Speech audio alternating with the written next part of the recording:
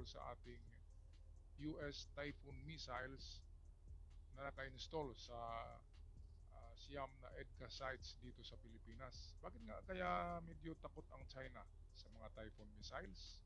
Well, narito ang balita tungkol sa pakalma ni PBBM sa China. Ating panoorin. Inihayag ni Pangulong Ferdinand R. Marcos Jr.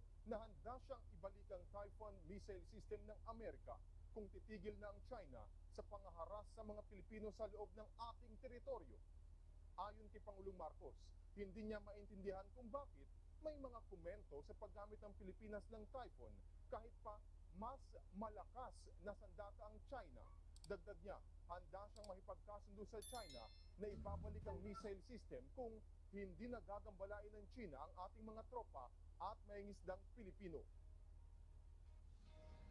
We don't make any comments on their missile systems, and their missile systems are 1,000 times more powerful than what we have. So I don't understand.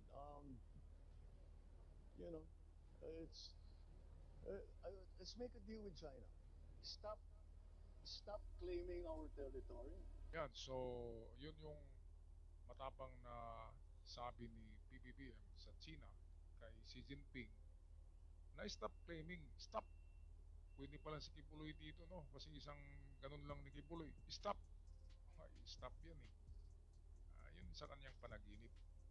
Diba? Pero itong sitwasyon ngayon sa WPS ay masilan ito at kailangan ito ng matinding pasensya at matinding plano. Kaya ito, dahil sa hindi nakukuha ng diplomasiya ang China. Kahit sinong presidente ay hindi pinapakinggan yan ng China. Kasi tinatakot nga tayo nila kasi maliliit lang tingin nila sa atin. Kaya si PBBM ngayon ay nag-resort na sa ngipin to ngipin. Sinasabing an eye for an eye, tooth for a tooth. Arm to the teeth. Yan. Talagang kakagat na yan. Mangagat na ang isang asong ulol, di ba? Ay talagang kakagat ka dito sa mga insik na ito. Kasi sumusobra na mapupuno talaga ang pasensya mo. Kaya hindi na makukuha sa diplomasiya, sabi ni PBBM, ay ngipin sa ngipin na ito. Fight fire with fire, di ba? Kaya palakasan na, di ba? Sabi nga ni PBBM, bakit nga ba sila ang tindi ng kanilang mga missiles pero hindi tayo nag-comment na bawasan nila yung kanilang puwersa ng missiles? Pero sila, ang China, kahit Typhoon missiles lang yan, ay takot na kagad sila. Ibig sabihin, yung mga dinidisplay ng China na mga ballistic missiles, yan ay mga piki at konti lang ang totoo dyan. Kaya takot sila sa Pilipinas kasi nandyan pa ang Taiwan na lahat nakaharap ang missile sa China. Kaya kung maragdagan ang puwersa ng Taiwan, ng Pilipinas, imagine siyam na EDCA sites ng US, lahat ng Typhoon missiles nakaumang si China rin, nakaharap. Kaya kung lulusob ang China, meron talagang masasawi sa kanila. Diba marami? Kasi Amerika ang ating kapartner Amerika. Ay ang tindi pa naman ng Amerika, diba? Inong inatake nga ang Pearl Harbor, diba? Ng Japan noong World War II. Ang Pearl Harbor inatake ng Japan. Oo nga, nabigla ang mga Amerikano pero nang mag-respect ito, mag-retaliate ay ubos ang mga Hapon. Di ba ganyang katindi ang Amerika? Kaya huwag tayong matakot, ilabas na natin ang mga pangil at handa na tayong kakagat. Teeth for the teeth. Yan na yung labanan, hindi na diplomasiya, hindi makukuha eh. Kaya papakita natin na matapang tayo kahit nga si PBBM na hindi yan nakipag-away. Pero ngayon ay lumalabas ng tapang niya. Okay, balik tayo dito kay ating ka-vlogger. Paborito kong vlogger to. Sa iyong araw, ating pakinggan. Claim. PBBM, galit na sa China. Ubus na ba ang pasensya?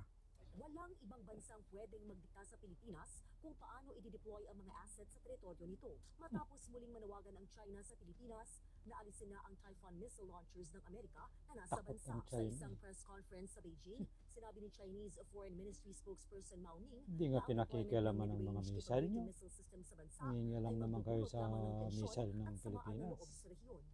Tinawag din ni Mao na mapanganib at irresponsable ang hakbang na ito ng Pilipinas. Ito parang walang pakiramdam tong si Wao Ming, no? Wao Ming ba yan? O Buang Ming? Puwang Ming yan. Di magkaroon daw ng kasamaan ng loob.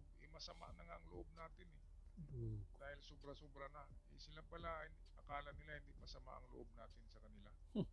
Kaya nga tayo nag-resort ng ganyang mga Typhoon missiles. Kung pwede lang, mga ballistic missiles na rin para talagang Lagyan na ng ilupo ballistic yung China na yan. missile. Idinahan-dahan lang ng Amerika eh. Typhoon missiles muna. Kung magmatigas Susunod pa na yan, talaga ang ballistic China, na yan. siguradong ballistic missiles na ang dadalhin ng Amerika dito. Ay, sigurado. Sa atin. At yung 9 ITCA sites ay magiging Dagan pa 15. yan. Diba? Plus sa 15, Taiwan pa, sa 20. Japan, South Korea, Gawing na 50 ang mga EDCA. base militar ng Amerika, lahat ng missiles na kaumang sa China. Kaya, make no mistake kay Xi Jinping. Pag-isipan niya yan kasi siguradong pulbos siya. Oo nga, matamaan tayo, pero ang sukli naman sa kanila ay napakarami.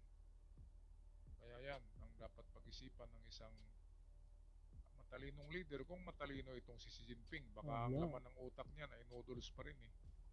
Yung mga noodles nila na ang dami-daming nakakalaso na sangkap.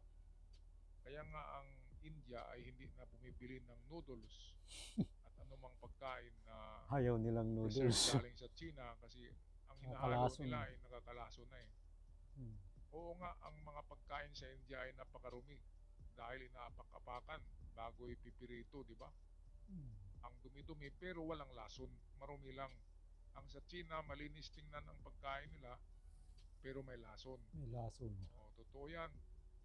Yan ay binabalita na meron talagang mga toxic na chemicals ang mga preserved food galing sa China. Okay, balik tayo sa iyong araw. Let's make a deal with China. Stop claiming our territory. Stop harassing our fishermen and let them have a living. Stop ramming our boats. Stop water cannoning our people. Stop firing lasers at us. And stop your aggressive and coercive behavior. And I'll return the Typhoon missiles. Alam mo bang may isang bagay na kahit anong gawin mo, hindi mo basta-basta pwedeng kunin. Isang bagay na kapag inagaw mo, siguradong hindi papayag ang tunay na may-ari. Teritoryo. Pero ano ang nangyayari ngayon sa West Philippine Sea? Ang China walang takot, hindi sila nahihiya at walang tigil sa pag-aangkin. Matagal na tayo nagtitimpi, matagal lang pinapalampas ng Pilipinas ang harassment sa ating mga mangingisda, ang pagbangga sa ating mga bangka, ang pagbabato ng water cannon, at ang nakakagulat na pagpaputok ng laser sa ating mga sundalo. Pero ngayon, nagbanta si PBBM, mukhang may ibang usapan na ito. Stop claiming our territory, stop harassing our fishermen, stop your aggressive and coercive behavior. Diretso, walang paligoy-ligoy. Pero sapat ba ito para mapatigil ang China? O lalo lang ba nilang pag-iibayuhin ang kanilang paggigipit? Nitong nakaraan naglabas ng matinding pahayag si Pangulong Ferdinand Marcos Jr. na isang panayam sa Mactan Cebu International Airport. Isa lang ang hinihingi ng China, alisin ang Typhoon missile launchers na dinala ng Amerika sa Pilipinas. Pero bakit tila sila ang galit? Bakit tila sila ang agrabyado? Hindi naman natin tinatanong kung anong armas meron sila. Hindi natin sila sinisita kung anong depensa ang ginagamit nila. Oo nga, ngayon, tanong natin, kung aalisin natin ang Typhoon missiles ng US, sila ba aatras? Sila ba hindi naman gugulo sa West Philippine Sea? Hindi yan mangyari. Kasi alam na natin ang mga ugali niyan. Parang mga ulupong yan, mga kubra na ahas nga eh. Mga ahas yan. Mga ugaling ahas. Diba? Ang ahas, pagkakainin mo man sa palad mo, ay kakagatin ka pa rin. Kaya nga ahas eh. Mga ugaling ahas yan. Ito, ang magandang deal ni PBBM, iuwi niya ang missile systems na kinakatakutan ng mga inchik. Kasi made in US alam nila na hindi papaltos to. Hindi papaltos ni isang missiles ng US.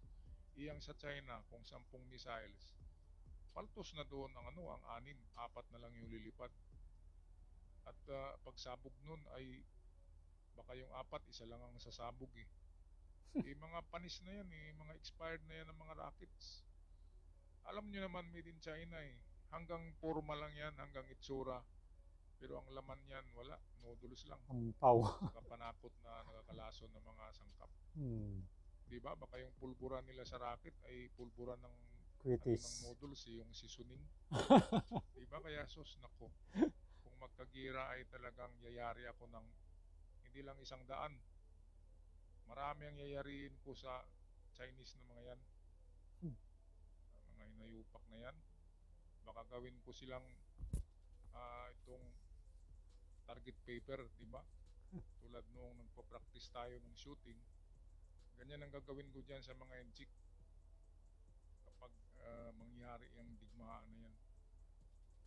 Okay, so ito kahit nga tayo magagalit talaga tayo dahil sobrang-sobra na tingnan mo naman yung water cannon, di ba? 2 barko, kinakanon yung isang barko lang natin. Sira. At nagtitimpi lang tayo. Nandiyan pa si Robin Padilla. Dapat yan na ilagay doon sa WPS niyang si Robin, ipakain sa pating. Gagawin niyo China, yung kaya Robin Hood na yan. Yung si Robin Padilla sa China, Sko po. doon ibigay sa Doon na Coast lang Guard ng tumira. China yan. Sa China. Huwag nang ibalik dito. Mm. Siguro kung may digmaan, ang uniforme ni Robin Padilla ay sa PLA. No? China.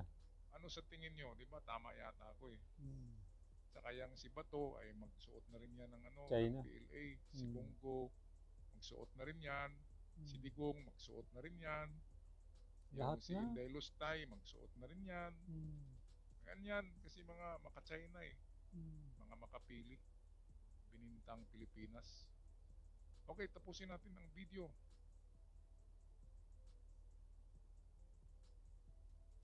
Pero sila, paulit-ulit ang demand. Tanggalin natin ang missile system na idineploy ng Amerika Luzon na tila ang China ay natatakot sa Pilipinas